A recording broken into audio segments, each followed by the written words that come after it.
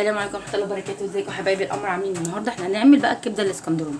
بصوا انا عندي طاسه حاطه فيها شويه زيت اهوت، وهولع عليها النار كده على الهادي، وعندي فلفل حامي، لو انتوا مش بتحبوا الحامي ممكن تحطي فلفل بارد او كبي، وعندي هنا شويه كمون وملح وفصين توم وليمون. يلا بينا نشوف هنعملها ازاي. احنا هنا بنفضي الفلفل ياخد تشويحه بس كده في الزيت اهو، شايفين هو اخد بس تشويحه زي ما انتم شايفين.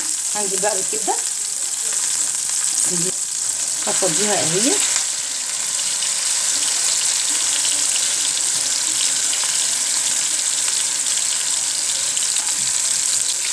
هقلبها كويس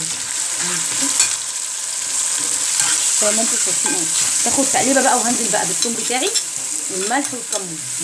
وانا ممكن لو عايزه تحطي شطه حطي، بس عشان انا حاطه الفلفل ده حامي جدا فهتبقى حاميه جدا وولادك مش عارفه ياكلوا كده زي ما انتم شايفين اهو. دي كبده اسكندراني على فكره بتاع طعمها حلو جدا جدا جدا، وما تحطيلهاش خلي بالكم غير كمون وشطه بس. لكن لو انت هتحطي فلفل حامي ما تحطيش شطه عشان ما تبقاش حاميه جدا على ولادك. هنا بقى انا في المرحله دي يعني لسه ما استوتش، يعني دلوقتي تقريبا نص سوا. انا بحب بقى هنا اعمل ايه؟ اعصر الليمون عشان بيخلي طعمها حكايه. شايفين يا حبايبي انا هنا نزلت اهو بالليمون ده، خلي بالكم ما تحطوه دلوقتي وهي في نص السوا، بيودي الطعم في حته ثانيه خالص. شايفين يا حبايبي هي كده قربت تستوي. خلي بالكم الكبده دي من اسرع فعلا الاكلات، بس في ناس بتخليها تنشف قوي لدرجه تحسيها بتشد في بقك، وفي ناس تانية بتسيبها نيه. لكن انت لو مشيتي على الطريقه دي بتاخد بالظبط من حوالي 10 دقايق لربع ساعه على النار زي ما انتم شايفين كده. لو انت عاملاها على النار عاليه 10 دقايق، نار متوسطه هتاخد ربع ساعه بالظبط. هي دلوقتي بدات تدخل معايا في مرحله السوا. انا بعمل ايه بقى؟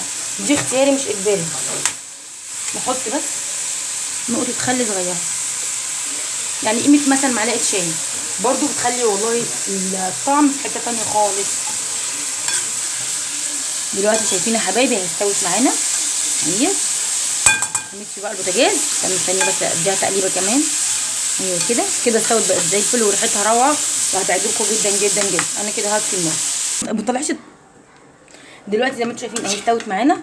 ممكن تاكلوها مع بطاطس محمره او مكرونه مسلوقه اللي هي بالصلصه، او تاكلوها كده. وبالف انا. شوفوا لو عجباكم وصفه النهارده ما تنسونيش في الشير واللايك والاشتراك في القناه بتاعتي. مع السلامه.